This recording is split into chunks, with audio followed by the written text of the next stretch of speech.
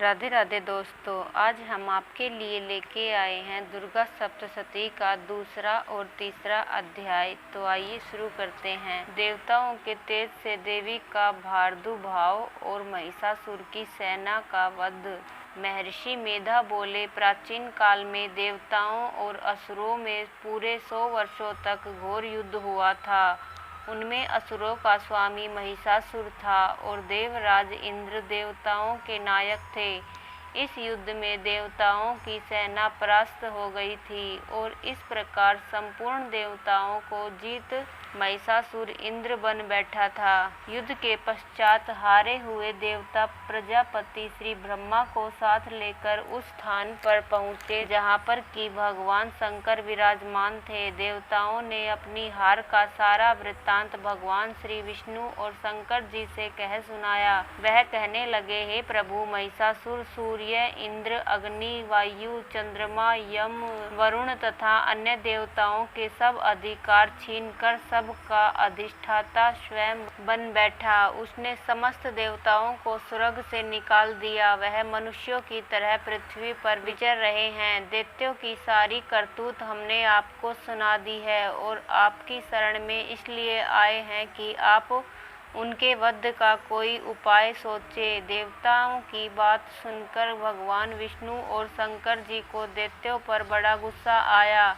उनकी भौहें तन गई और आंखें लाल हो गई। गुस्से में भरे हुए भगवान विष्णु के मुख से बड़ा भारी तेज निकला और उसी प्रकार का तेज भगवान शंकर, ब्रह्मा और इंद्र आदि दूसरे देवताओं के मुख से प्रकट हुआ।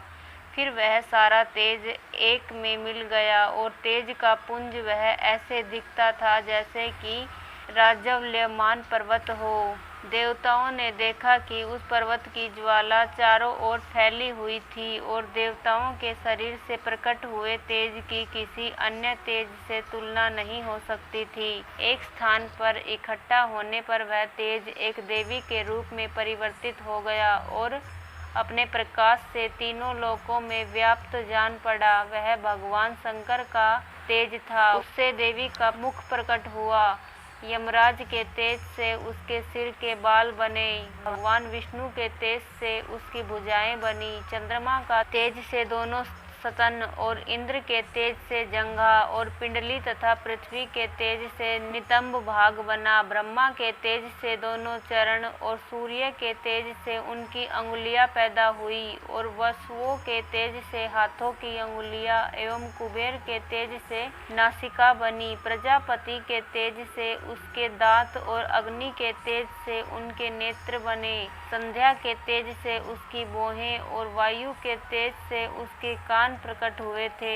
इस प्रकार उस देवी का प्रादुर्भाव हुआ था। महिषासुर से पराजित देवता उस देवी को देखकर अत्यंत प्रसन्न हुए। भगवान शंकर ने अपने त्रिशूल में से एक त्रिशूल निकालकर उस देवी को दिया और भगवान विष्णु ने अपने चक्र में से एक चक्र निकालकर उस देवी को दिया। वरुण ने देवी को शंख भेंट दिया। अग्नि ने इसे शक्ति दी। वायु ने उसे धनुष और बाण दिए। सहस्त्र नेत्रों वाले श्री देवराज इंद्र ने उसे अपने वज्र से उत्पन्न करके वज्र दिया और ऐरावत हाथी का एक घंटा उतारकर देवी को भेंट किया।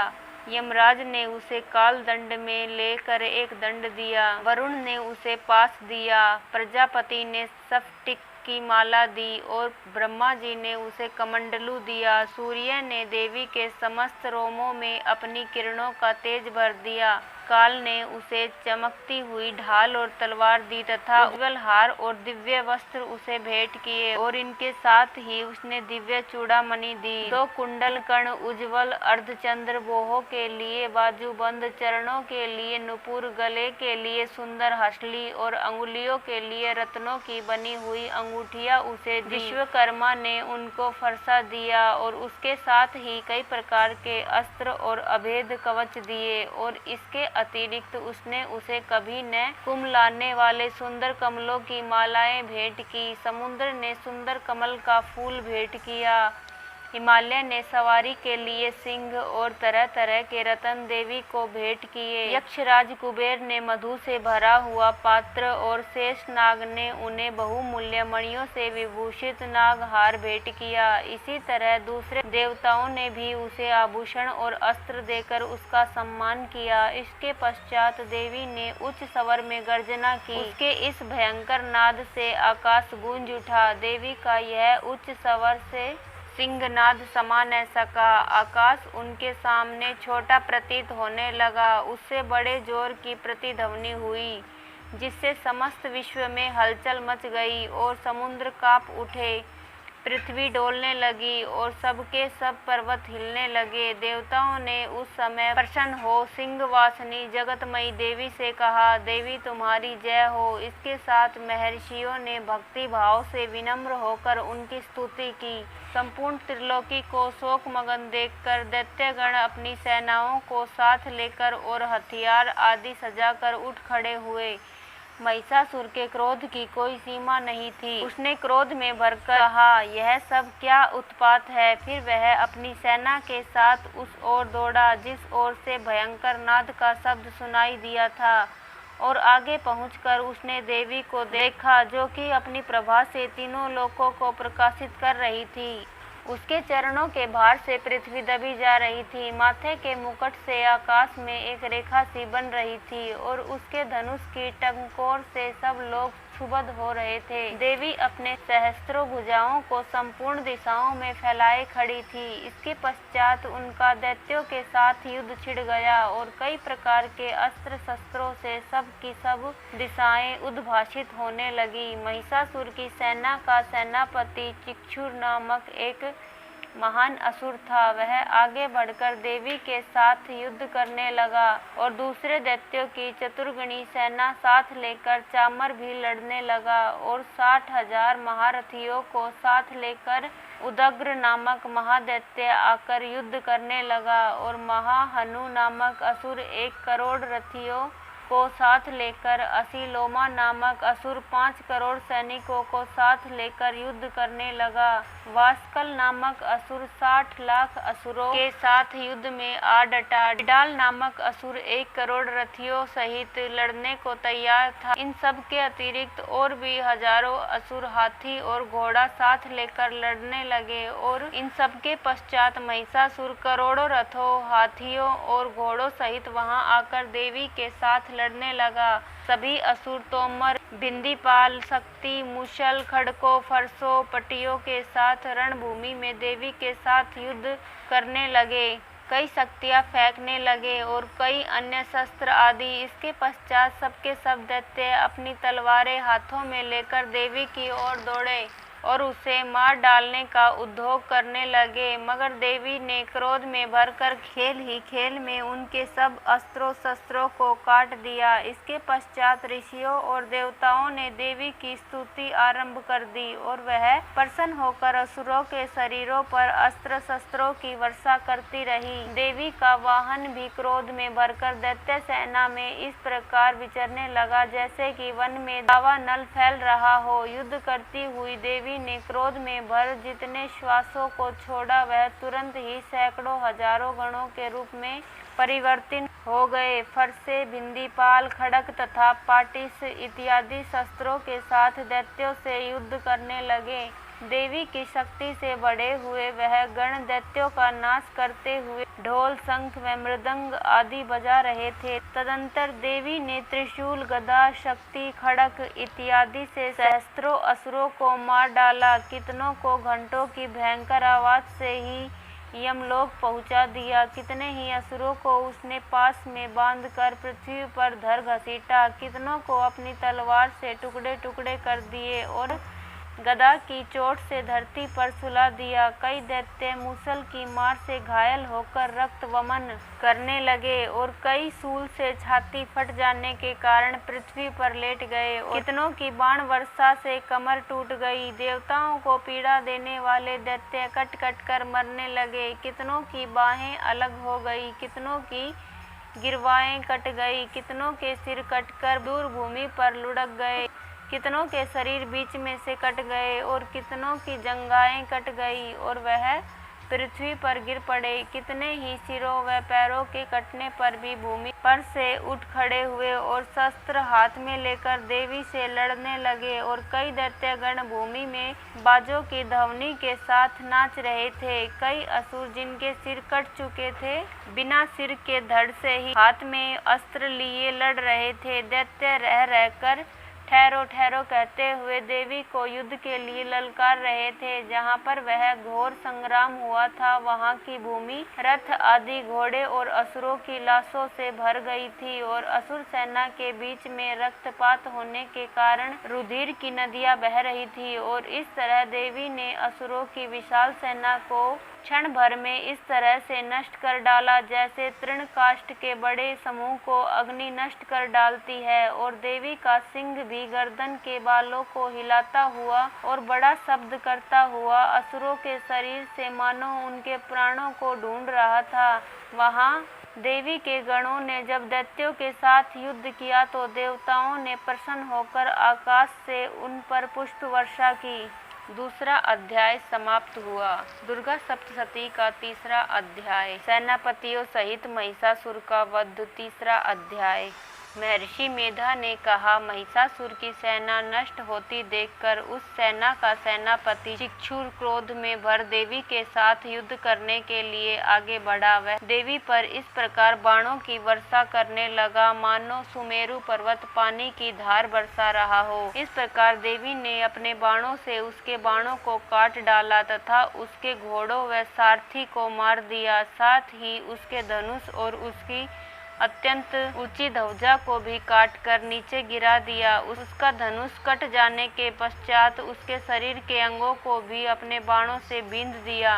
धनुष, घोड़ों और सारथी के नष्ट हो जाने पर वह असुर ढाल और तलवार लेकर देवी की तरफ आया। उसने अपनी तीक्ष्ण धार वाली तलवार से देवी के सिंह के मस्तक पर प्रहार किया और बड़े वेग से देवी की बाईं भुजा पर वार किया, किंतु देवी की बाईं भुजा को छूते ही उस दैत्य की तलवार के दो टुकड़े हो गए। इससे दैत्य ने क्रोध में भरकर शूल हाथ में लिया और उसे भद्रकाली देवी की ओर फेंका। देवी की ओर आता हुआ वह शूल आकाश से गिरते हुए सूर्य के समान प्रज्वलित हो उठा। उस शूल को अपनी ओर आते हुए देखकर देवी ने भी शूल छोड़ा और महाअसुर के शूल के 100 टुकड़े कर दिए और साथ ही महाअसुर के प्राण भी हर लिए। चिक्षुर के मरने पर देवताओं को दुख देने वाला चामर नामक दैत्य हाथी पर सवार होकर देवी से लड़ने के लिए आया और उसने आने के साथ ही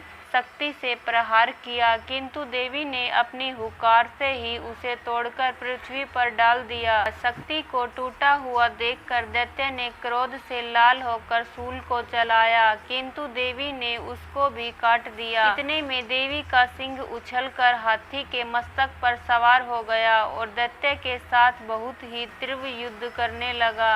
फिर वह दोनों लड़ते हुए हाथी पर से पृथ्वी पर आ गिरे और दोनों बड़े क्रोध से लड़ने लगे।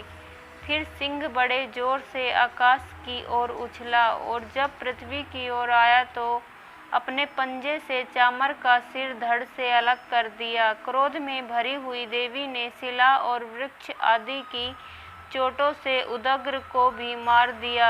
कराल को दांतों, मुक्कों और थप्पड़ों से चूर्ण कर डाला। क्रुद्ध हुई देवी ने गदा के प्रहार से उद्धत दैत्य को मार गिराया। बिंदीपाल से वाष्पकल को बाणों से, ताम्र तथा अंधक को मौत के घाट उतार दिया। तीनों नेत्रों वाली परमेश्वरी ने त्रिशूल से उग्राश्य, उग्रवीर्य और महाहनु नामक राक्षसों को मार गिराया। उसने अपनी तलवार से विडाल नामक दैत्य का सिर काट डाला तथा अपने बाणों से दुर्धर और दुर्मुख राक्षसों को यमलोक को पहुंचा दिया। इस प्रकार जब महिषासुर ने देखा कि देवी ने मेरी सेना को नष्ट कर दिया है तो वह भैंसे का रूप धारण कर देवी के गणों को दुख देने लगा।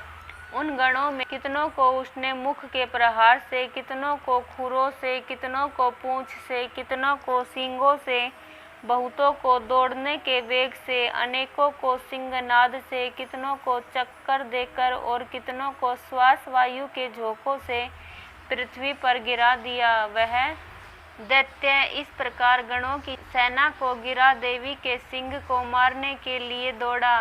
इस पर देवी को बड़ा गुस्सा आया। उधर दैत्य भी क्रोध में भरकर धरती को खुरों से खोदने लगा तथा सींगों से पर्वतों को उखाड़ उखाड़ कर धरती पर फेंकने लगा और मुख से शब्द करने लगा। महिषासुर के वेग से चक्कर देने के कारण पृथ्वी क्षुब्ध होकर फटने लगी। उसकी पूंछ से टकराकर समुद्र चारों ओर फैलने लगा। हिलते हुए सींगों के आघात से मेघ खंड खंड हो गए और श्वास से आकाश में उड़ते हुए पर्वत फटने लगे।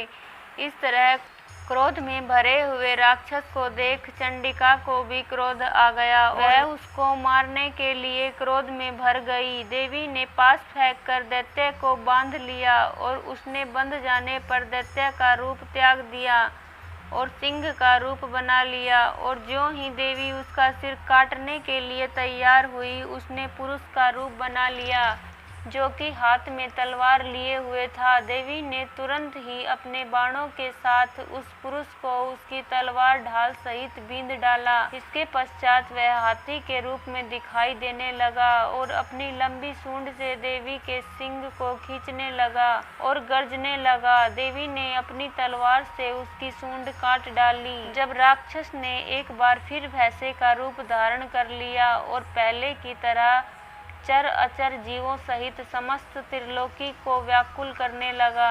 इसके पश्चात क्रोध में भरी हुई देवी बारंबार उत्तम मधु का पान करने लगी और लाल लाल नेत्र करके हंसने लगी। उधर बलवीर्य तथा मद में क्रुद्ध हुआ दैत्य भी गरजने लगा। अपने सिंगों से देवी पर पर्वतों को फेंकने लगा। देवी अपने बाणों से उसके फेंके हुए पर्वतों को चूर्ण करती हुई बोली, ओ मूढ़, जब तक मैं मधुपान कर रही हूँ तब तक तू गरज ले। इसके पश्चात मेरे हाथों से तेरी मृत्यु हो जाने पर देवता गरजेंगे।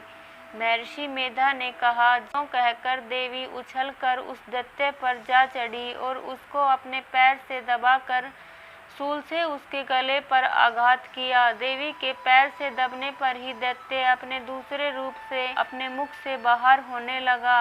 अभी वह आधा ही बाहर निकला था कि देवी ने अपने प्रभाव से उसे रोक दिया।